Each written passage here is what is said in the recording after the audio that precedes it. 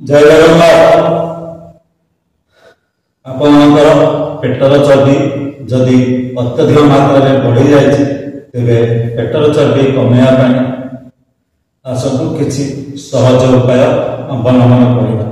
गोटे स्टूल साहाय्य गोटे मैट पकई किभली भाव अभ्यास करवा जहाद्वारा आम पेटर चर्बी कम एवं प्रत्येक थर 15 थर अभ्यास करेंगे अर्थात गोटे सेट रे 15 थर एमती 3 सेट अभ्यास करेंगे तेज आस।